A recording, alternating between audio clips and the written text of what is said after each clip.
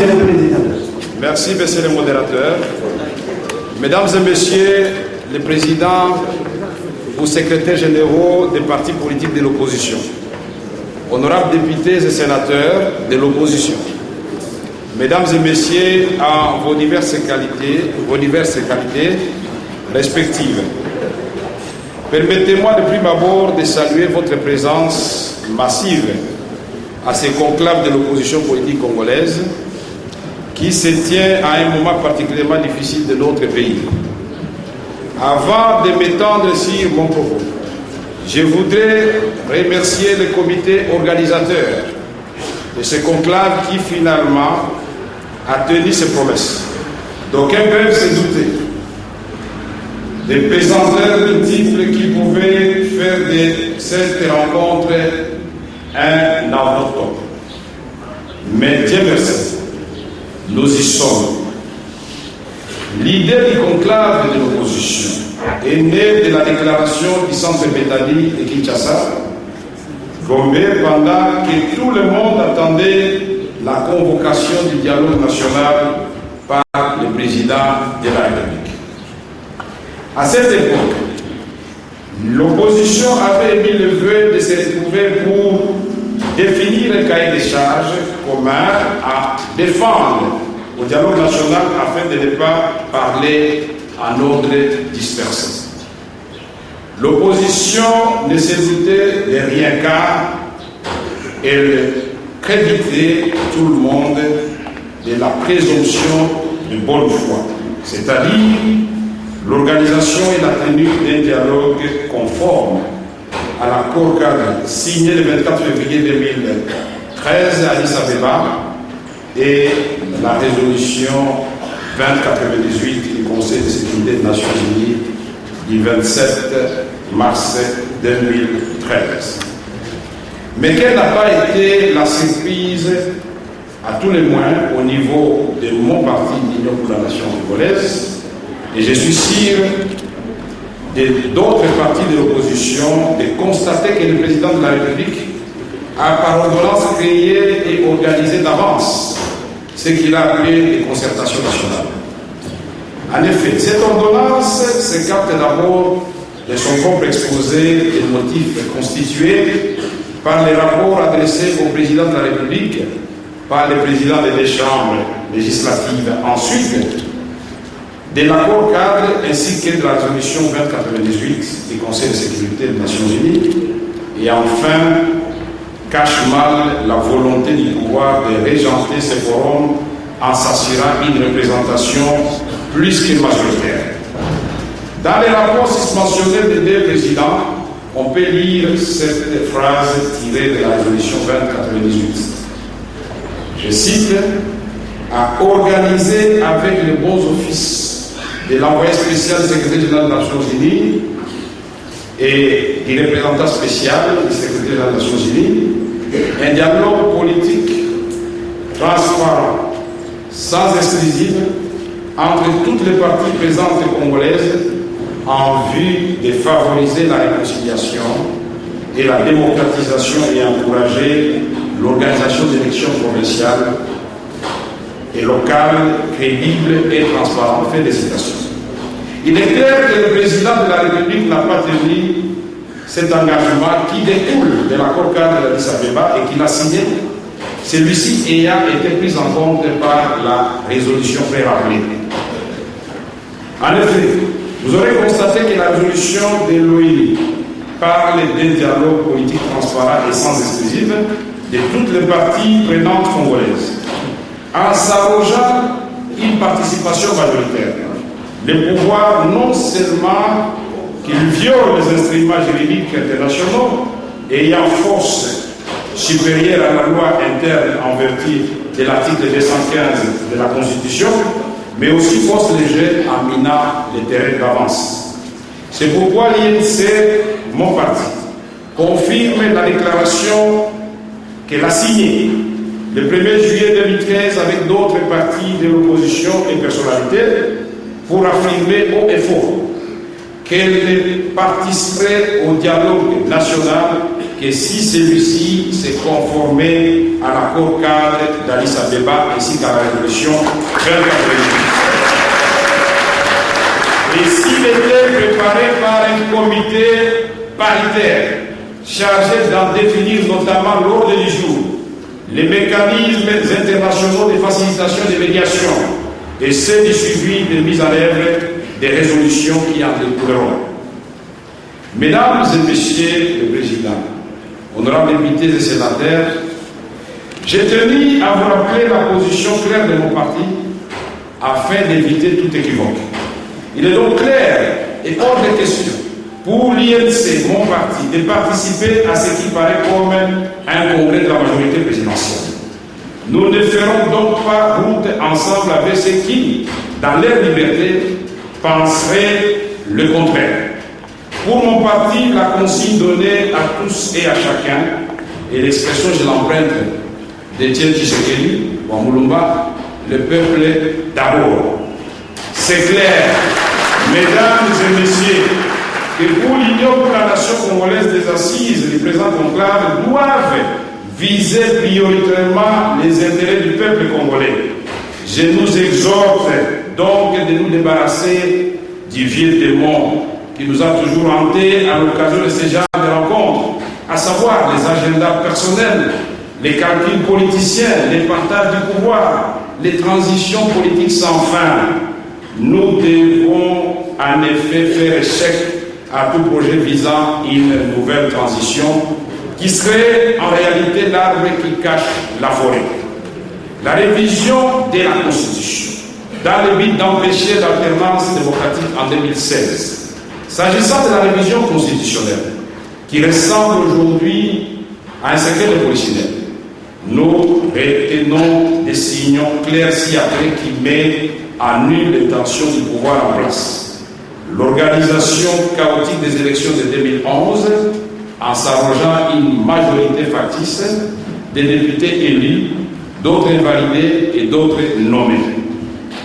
L'adoption de la loi organisant la CENI, avec une transposition de la majorité de l'Assemblée nationale au sein de cette institution par la magie dont la majorité présidentielle seule détient le secret. Alors que nous savons tous que cette institution, par essence, doit être neutre et indépendante pour garantir à tous et à chacun les mêmes chances de gagner et de perdre les élections.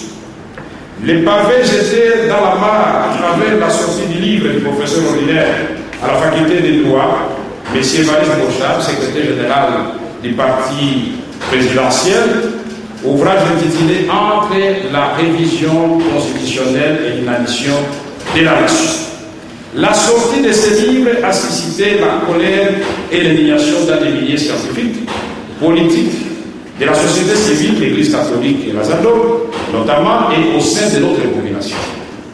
Le mérite de l'auteur de ce livre est peut-être de nous avoir livré d'avance un secret, une machination, un laboratoire qui était en train de préparer la révision constitutionnelle.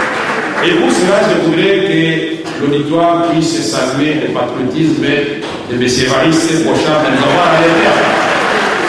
Sinon, mesdames et messieurs, nous allons être pris au dépourvu, comme en 2010.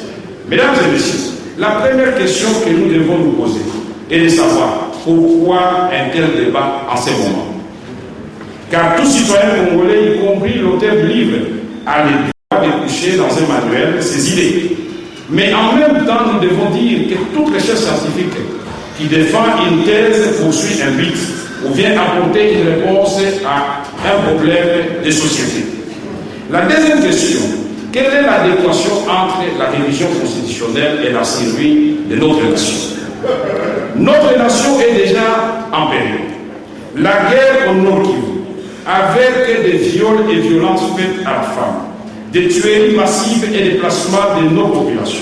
Les femmes s'appuient à aller au champ parce qu'occupées par les forces du mal. Notre pays connaît des violences ignobles dans le nord Katanga, dans le sud Kivu, au Maniema et dans le sud. Notre nation est à l'agonie.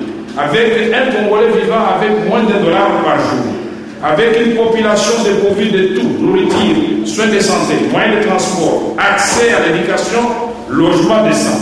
Nous sommes, malgré nos ressources naturelles incommensurables, les derniers de la planète en termes de développement humain. Le troisième pays le plus dangereux au monde après l'Afghanistan et le Soudan pour la femme. Et le Soudan. J'avais dit, les derniers du monde en ce qui concerne le climat des affaires.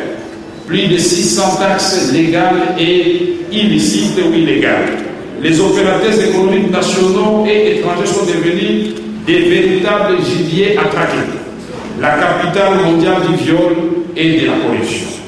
Notre système de gouvernance repose sur l'économie de prédation, pillage et bradage des ressources minières. Selon les rapports FIANAM, notre pays a perdu par des voies illicites 37 milliards de dollars en 2 ans. Et d'autres sources indiquent que de 2002 à ce jour, notre pays a bénéficié d'une aide extérieure de 27 milliards de dollars. Où va cet argent? C'est ça la question. Mesdames et messieurs, pour les professeurs Bochard, si on révise la Constitution, tous ces mots vont disparaître parce que c'est ça en réalité qui menace notre nation dans son existence. Pour notre part, je ne vois aucune relation entre l'inanition de la nation et la révision constitutionnelle. Je voudrais dire au contraire, en moins de 5 ans, réviser la Constitution pour la deuxième fois, ce serait consacrer cette fois-ci les funérailles de la nation congolaise et fortement secouer en ce moment, et nous devons tous comme un seul homme nous y opposer. Le professeur André Mbata, nous revenons sur le terrain de la science, terrain de prédilection de l'auteur du livre. Le professeur André Mbata, membre de l'IELS, dans sa conférence de presse dédiée dernièrement à l'Université de Kinshasa, dans l'amphithéâtre de la faculté de droit, a réfuté un à un les arguments fallacieux de son collègue, professeur ordinaire comme lui, en droit public comme lui. Alors le peuple congolais se pose la question. Toute cette intelligence, comme si l'histoire s'est répétée, comme à l'époque de la conférence nationale, conférence constitutionnelle, devons-nous mettre notre intelligence au service du mal? Nous disons non. Dans un sujet qu'il a développé avec beaucoup de maîtrise, les mandats des chefs d'État en Afrique et la révision constitutionnelle, il nous a prouvé le contraire. Les évêques, dans leur mission sacrée, de veiller à la paix et au bien-être du peuple, ont réitéré dans un communiqué rendu public fin juin leur mise en garde au pouvoir s'ils s'hasardaient à toucher à la Constitution. L'AZAZO, Association africaine de défense des droits de l'homme, dans la lettre de son président, datée du 4 juillet 2013, a fait de même. Et je voudrais ici dire que dans sa déclaration du 1er juillet 2013, l'opposition politique congolaise, réunie dans la salle CEPAS, a rejeté vigoureusement toute tentative de révision constitutionnelle. Nous avons suivi attentivement la plaidoirie faite par messieurs les ministres de l'information porte-parole du gouvernement, sans en être convaincu lui-même, en faveur de l'auteur du livre, le secrétaire général du PPRD. Il a dit que c'était une simple réflexion scientifique et nous disons que c'était un ballon d'essai. Et c'est que nous devons faire échouer par tous les moyens. L'une des façons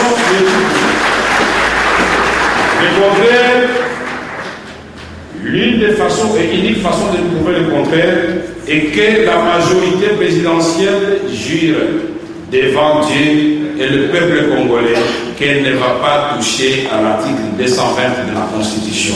Tout autre débat ou discussion ou justification devient inutile. Et nous répondons en disant que notre Constitution prévoit la procédure de sa révision, qui ne laisse aucune marge de manœuvre à ceux qui veulent toucher à l'article 220. Le problème ici, ce n'est pas la révision de la Constitution. Le problème, c'est la malice. On veut toucher à l'article 220.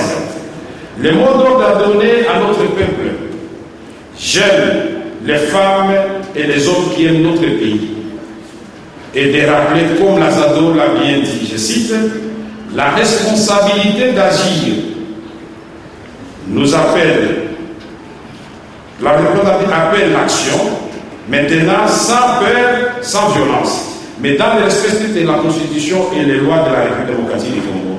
Nul ne peut nous empêcher de faire ce que la Constitution et les lois de la République permettent. Fin de citation. Et pour ma part, j'ajoute que pour que cette révision passe, il faudra cette fois-ci marcher sur les cadavres des Congolais. Touche pas à ma Constitution. Voilà les slogans que nous devons scanner à partir d'aujourd'hui pour réveiller les consciences et sensibiliser notre peuple sur les dangers réels qui le menacent. Ce combat n'a d'intérêt à nos yeux que de se conformer à la position prise par l'opposition le 1er juillet 2013 au centre CEPAS à Kinshasa-Gombe. C'est ainsi que, à mon humble avis, il s'attarderait, je parle du conclave, plus sur la conception et la définition des stratégies claires pour amener le pouvoir à accepter l'idée d'un dialogue national juste et transparent. Je propose la mise sur pied, comme tout autre participant à cette salle, des secrétariats de l'opposition qui nous préparerait un tel document auquel nous allons certainement adhérer tous. Mesdames et messieurs, la phase actuelle de notre histoire politique fait remonter à la surface les combats que l'opposition avait livrés en 1991 lorsqu'il fallait obtenir la conférence nationale souveraine en lieu et place de la conférence constitutionnelle. C'est du déjà vu, c'est du réel. Lorsque les forces du changement avaient tenu bon, elles avaient réussi à imposer la conférence nationale souveraine. Nous ne pouvons pas faire moins que ces acteurs dont certains sont encore en vie.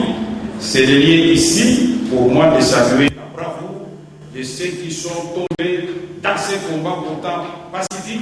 Je pense spécialement aux victimes de la marche des chrétiens du 16 février 1992. Notre pays se trouve donc à un tournant décisif de son histoire, qui appelle tout le monde au sacrifice de ses intérêts personnels pour privilégier l'intérêt national. Pensons donc aux guerres incessantes et récurrentes de l'Est qui ont coûté la vie à plus de 6 millions, certains parlent même de 7 millions de Congolais. Des viols innombrables, des femmes et de tous âges, des déplacements massifs de populations innocentes, l'enrôlement des jeunes dans les groupes armés. C'est dire donc le poids énorme et la responsabilité qui nous incombe. Mesdames et messieurs, l'opposition a fait une contre-proposition au pouvoir dans sa déclaration du 1er juillet 2013. Les corrections suivantes doivent être apportées à l'ordonnance convoquant les concertations si le pouvoir a réellement la volonté d'aller de l'avant. Il s'agit de, en ce qui concerne la forme, d'instituer une commission paritaire pour harmoniser les agendas des diverses composantes, d'identifier clairement les composantes concernées, à savoir la majorité au pouvoir, l'opposition politique, l'opposition armée, la société civile et la diaspora. S'agissant du fond, de revenir à l'esprit et la lettre d'accord cadre d'Addis Abeba, de la résolution 2098 du Conseil de sécurité du 27 mars 2013, ainsi que le rapport du secrétaire général des Nations Unies du 28 mars 2013. Concernant les résolutions, décisions et recommandations, elles doivent être adoptées par consensus et opposables à tous. Pour ce qui est de l'organisation, le dialogue inclusif devra se tenir sous les auspices de l'envoyé spécial du secrétaire des Nations Unies et du représentant spécial, avec une facilitation nette africaine de préférence. Enfin, le suivi devra être fait au travers d'un mécanisme mixte, incluant toutes les composantes, parties prenantes et la communauté internationale. Mesdames et messieurs, l'exhortation de l'Union pour la nation congolaise à tous les participants est de mettre nos intelligences en commun pour que tous ensemble nous puissions donner à notre pays un vrai dialogue qui va déboucher sur la cohésion nationale. Nous répétons encore, touche pas à ma constitution, nous allons nous lever comme un seul homme et barrer la route à tous ceux qui touchent la constitution. Monsieur le modérateur, monsieur le membre du bureau, je vous remercie de n'avoir pas consommé tout mon temps. Merci beaucoup.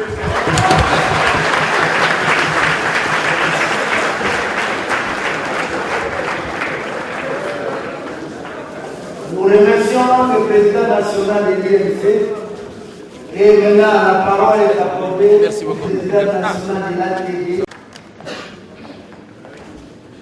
Vous avez la parole, monsieur le président. Merci, monsieur le modérateur, pour la parole. Mesdames et messieurs les présidents des partis politiques, mesdames et messieurs les secrétaires généraux des partis politiques, honorables sénateurs, députés, de très chers collègues, distingués invités et participants au forum de l'opposition. Voici la position du groupe parlementaire des libéraux démocrates socialistes que j'ai l'honneur de présider. Le groupe parlementaire des libéraux démocrates chrétiens et socialistes a pris acte de l'ordonnance présidentielle numéro 13/078 du 26 juin 2013 portant création, organisation et fonctionnement des concertations nationales rendues publiques le jeudi 27 juin 2013 pour mettre en place un forum politique. Des élections municipales et locales. Programmation et orchestration de la fraude électorale par la révision constitutionnelle du 20 janvier 2011 consacrant l'élection présidentielle à un seul tour. Mise en place d'une série politisée conduisant à la mauvaise organisation des élections. Dysfonctionnement de la justice dû à la politisation, à l'insuffisance des moyens, à la corruption, à la vanité du personnel judiciaire et à l'impunité permanente. Mauvaise gouvernance financière provenant du coulage systématique des recettes de l'État. Proposition. Révisiter les solutions de dialogue intercongolais pour adapter à l'évolution de la situation du pays. Repenser le système électoral, notamment par le recensement général de la population afin de déterminer le calcul du quotidien électoral, non pas en fonction du nombre de citoyens enrôlés, mais plutôt de ceux recensés. La modification de la loi relative à la CENI de manière à affirmer le strict respect du principe constitutionnel de l'indépendance de la CENI, de la désignation de ses membres par la seule société civile, avec comme corollaire un audit général de cette situation d'appui, de cette institution d'appui à la démocratie. L'organisation d'une administration électorale compétente et permanente. Le rétablissement de la pyramide électorale, en commençant par les élections à la base. La mise en œuvre d'une politique prévisionnelle du financement des élections. Procéder au retour de l'élection présidentielle à 2 tours. Promulguer la loi portant organisation et fonctionnement de la Cour constitutionnelle. Dépolitiser la justice. Revitaliser les services de contrôle, notamment l'inspection générale des finances, la Cour des comptes, la Direction générale des douanes et accises, l'Office congolais de contrôle et le Parlement. Concernant la réconciliation nationale, et c'est le dernier point, le groupe propose, au lieu de simples recommandations, le forum devra aboutir à un compromis politique historique devant amener toute la classe politique et la société civile à s'accorder sur la pratique d'une démocratie qui a été verrouillée par le constituant. On sort automatiquement de cette constitution pour entrer dans un autre système ou ordre politique. Ce serait alors, si nous le permettons, une action visant à renverser le régime politique établi, autrement dit, un coup d'État constitutionnel que l'opposition ne saurait cautionner. Autour de la crise de légitimité des animateurs et des institutions issues des élections bâclées, ou plutôt non crédibles. C'est ça le pourquoi. Et c'est pour cela que moi je suis venu participer en tant que géniteur de la troisième voie et membre de la DONI, c'est-à-dire dynamique de l'opposition non institutionnelle. J'ai dit et je vous remercie.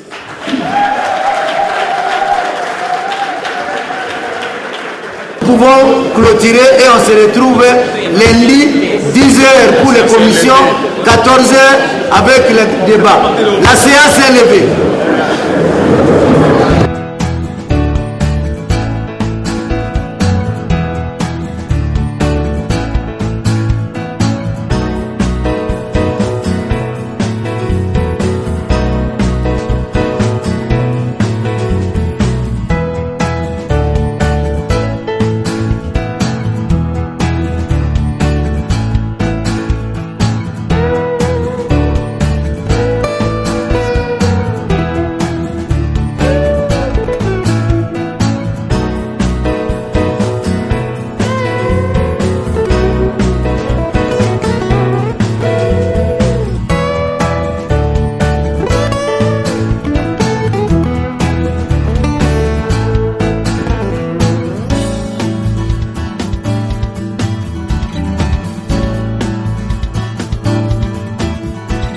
Je suis un homme comblé parce que c'est la toute première fois depuis que nous sommes dans l'opposition de voir toutes les grandes figures et voir les gens s'engager comme ça pour que la République redevienne réellement la République. Les attentes.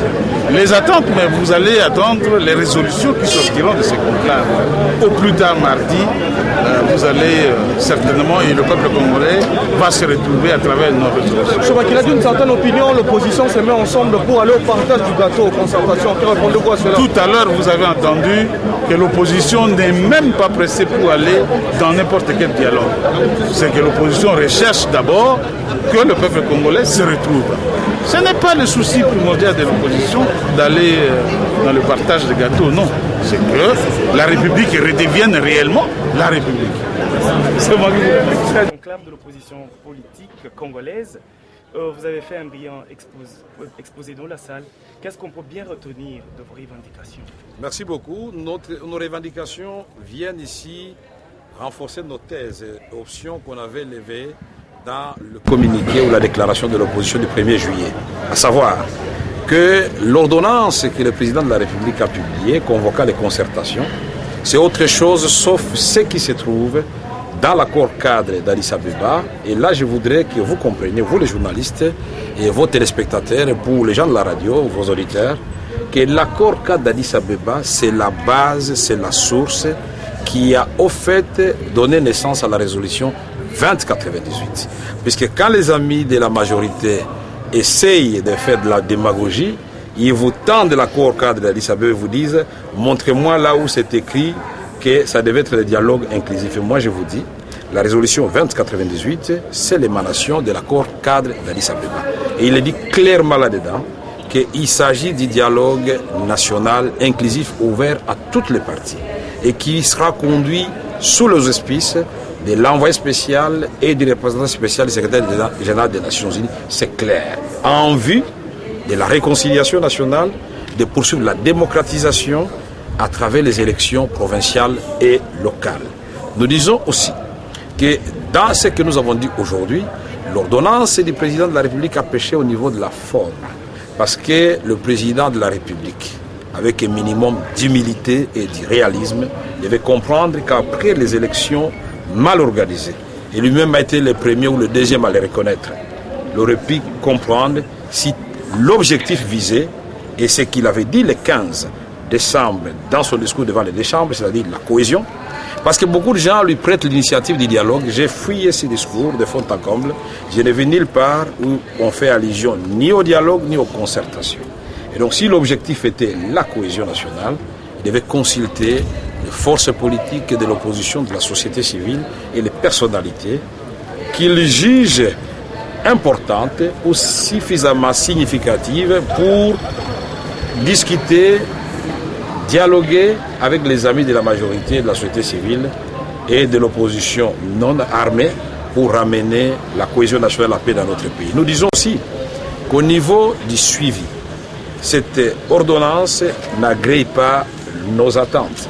Parce que quand on quitte le pourparler, on quitte le dialogue entre partis, on institue un comité de suivi mixte où chaque parti a un délégué au fin d'évaluer régulièrement l'accord cadre qui doit être naturellement le document que toutes les parties devront signer pour que chaque parti, devant ses pairs, puisse prévaloir ce qu'il a fait au terme des engagements souscrits collectivement. À ce moment-là, ça s'appelle la réconciliation nationale, ça s'appelle la consolidation de la cohésion, de la paix et de la concorde dans notre pays. Mais nous disons aussi au niveau de la sémantique.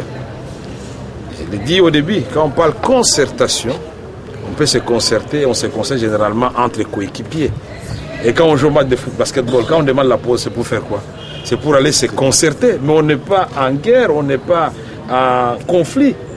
Mais quand on est en conflit ou bien quand on a un désaccord, ça s'appelle dialoguer. Mais chaque parti, comme à Sun City, peut demander une pause pour aller faire une petite concertation et revenir avec une position agréée par la partie à laquelle tout le monde appartient. Donc la majorité présidentielle, ou selon les cas, la mouvance présidentielle, a sa vision, nous avons la nôtre, la société civile aussi par rapport à la crise congolaise. Il est bon que nous nous mettions ensemble pour qu'en venant avec un esprit de concession de part et d'autre, je dis bien, y compris nous de l'opposition, que nous arrivions à une position qui soit celle du peuple congolais. N'allons pas assez pour parler ou au dialogue que nous réclamons avec un esprit d'aller triompher contre notre canon. Nous allons défendre des valeurs, les intérêts du peuple congolais, c'est tout ça qui nous intéresse. Le conclave d'aujourd'hui, c'est parce que nous voulons justement nous préparer pour réaffirmer ces options. Et après, quand nous aurons décroché ce que nous voulons pour le compte du peuple congolais, c'est-à-dire le dialogue tel que repris dans la résolution 2498, nous pourrons parler d'autres choses. Mais nous avons aussi insisté sur la révision constitutionnelle. Et là, nous relayons le message des évêques catholiques.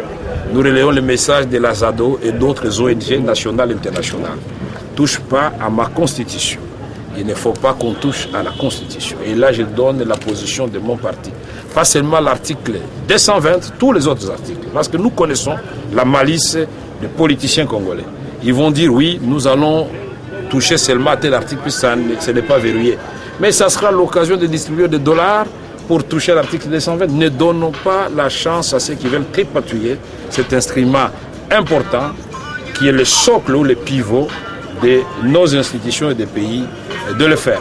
Bon, mais on a également senti un Vital Kamerhe interpellateur, disons à ses amis de l'opposition d'éviter une nouvelle transition, de travailler pour l'intérêt supérieur de la nation. Qu'est-ce qu'il y a? Vous avez déjà peur avant même que vous n'alliez au dialogue national? Non, je n'ai pas peur, mais j'ai fait seulement une lecture minutieuse du passé politique du Congo. Hélas, depuis le dialogue conclave de Lovanium, en passant par Coquelatville, Tananarive, le Luabour, Sun City, Conférence des Nations Souveraines, les politiciens congolais ont démontré leur capacité d'abord à ne pas s'entendre sur tous les fondamentaux de la République, sauf sur une seule chose, le partage équitable et équilibré du pouvoir. Et voilà comment nous nous retrouvons dans une sorte de répétition de l'histoire, les mêmes causes produisant les mêmes effets. C'est pourquoi j'ai interpellé, je nous ai interpellés en disant que cette fois-ci nous devons nous surpasser. Ne venez pas à ces conclaves avec d'agenda personnel.